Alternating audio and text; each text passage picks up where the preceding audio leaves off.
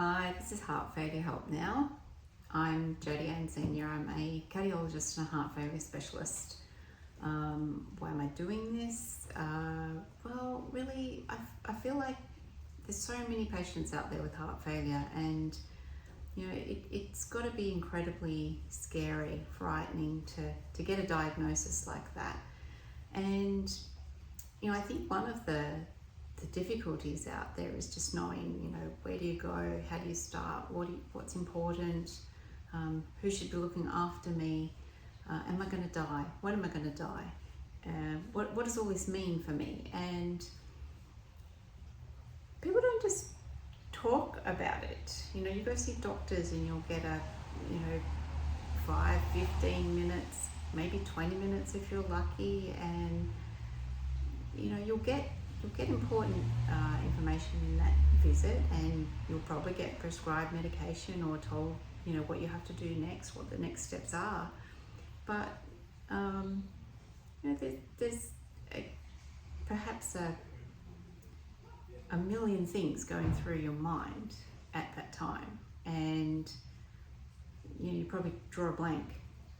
The minute you walk out that door, you're going to have a million questions. And in the world, there are in excess of 25 million patients who have heart failure. It's probably even an underestimate, really. So you're not alone. There are lots of people out there suffering this condition. But I get it. Getting diagnosed with heart failure is like hearing the words cancer. It's like, oh my God, I've got heart failure. Is my heart going to stop? Am I going to die? And it's like, what do I do now? So I've created these videos, this series in particular, to try and give you a roadmap so that you can understand better what it is you're dealing with and how best to have the very best chance of getting the best help possible and really empowering yourself to get great quality of life. And great treatment, really. So you have heart failure, and first of all, you're probably going like, what is that? Heart failure is not really a diagnosis in itself. It's the description of a syndrome. It's the end product of dysfunction in your vascular system that leads to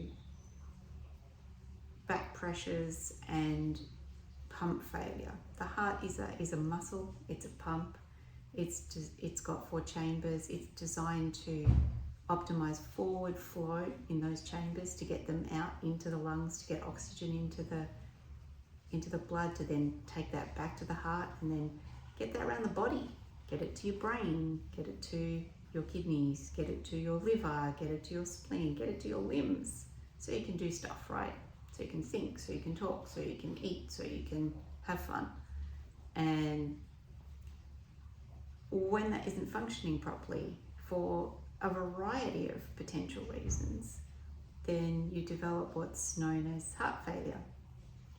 And so I imagine you're at the point where you've been told by maybe your family doctor that you have heart failure, or maybe it's been another type of specialist, or maybe it's actually a cardiologist, a heart specialist, or even a subspecialized heart failure specialist, a cardiologist who spends a lot of their time working with patients with heart failure.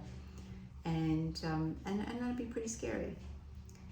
But what I want you to know is that there's a lot you can do to help yourself, and we're going to navigate that together. So back to this heart failure business. How did it happen? Well, it depends on what the cause is, and hopefully your doctors can explain for you why it is you've got heart failure. But there are a number of different things that cause it. So, for example, you could have a heart attack that leads to heart failure.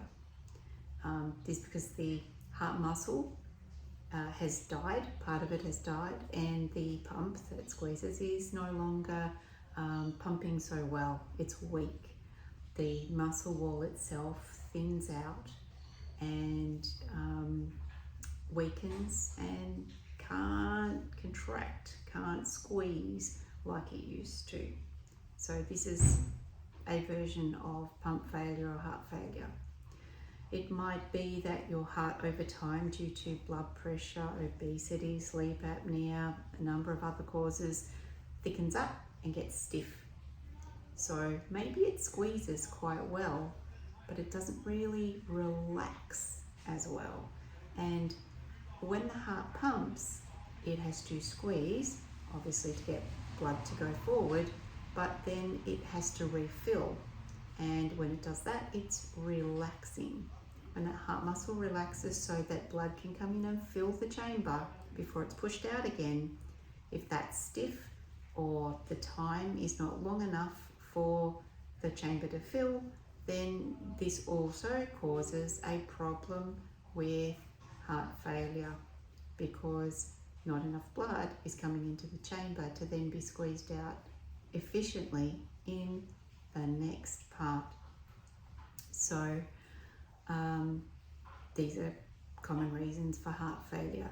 Other common reasons might be that the heart valves, which are like little parachute things that separate one chamber from the next, they're designed so that once the blood is squeezed through from one chamber to the next, when the heart muscle relaxes to fill again, you get this rush back potentially of blood. And to stop that rush back, the heart valves come in and they meet together, close, so that that blood is captured and it can't go backwards. When the heart valves start breaking down or get old and start getting stiff and stuck, then problems happen with those valves, and blood perhaps either has trouble getting through to the next chamber, or it gets through and it leaks backwards. So this can also cause heart failure. So this is valvular heart disease. So there's another reason that you can get it. Other reasons that you might get heart failure could include the heart beating too fast or too slow.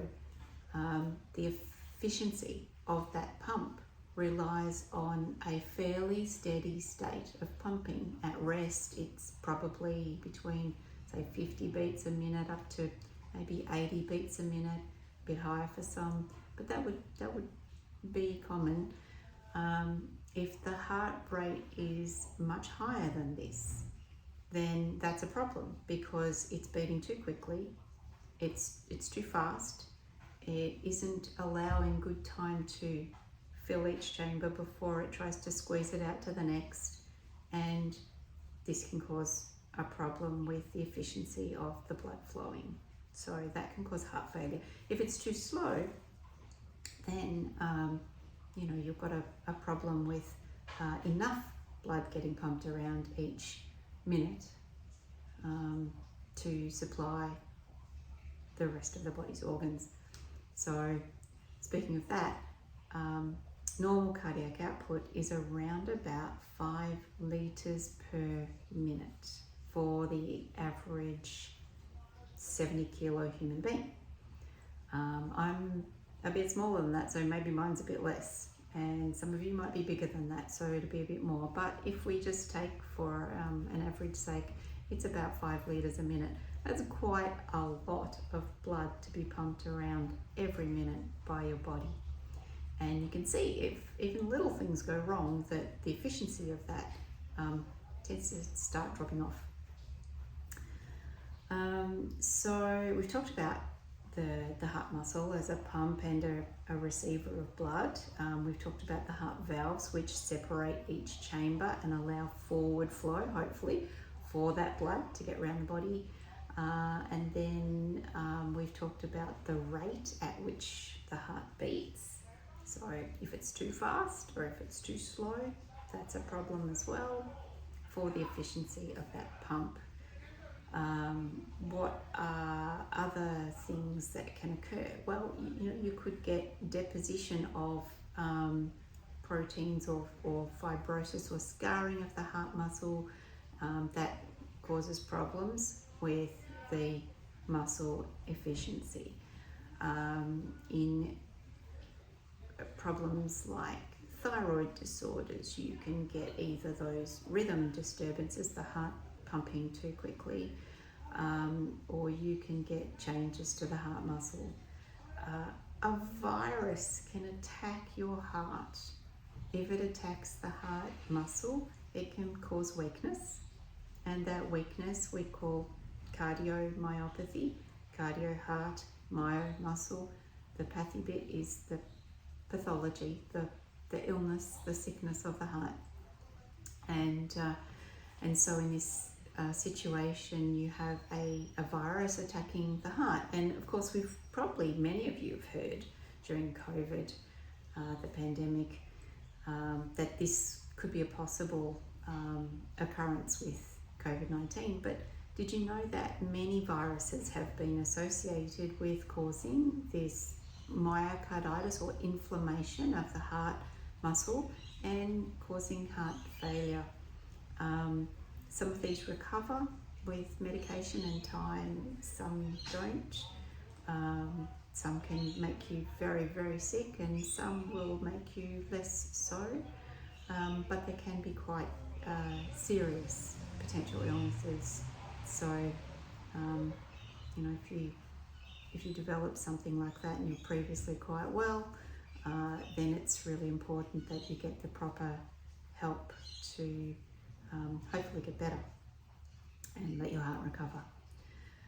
So viruses can be a cause of heart weakness or heart failure. In older patients with long-standing blood pressure, obesity, sleep apnea, these can all cause some problems in the function of the heart as well. So as you can see, there's a variety of things that possibly lead to this syndrome we call heart failure. And in the next video, we're going to talk about what that syndrome looks like. What is the clinical manifestation? That is to say, what are the things that you might experience? What symptoms do you have? What things might you see? And how does that affect your day-to-day living? And how do we classify that? So we'll talk about that next time.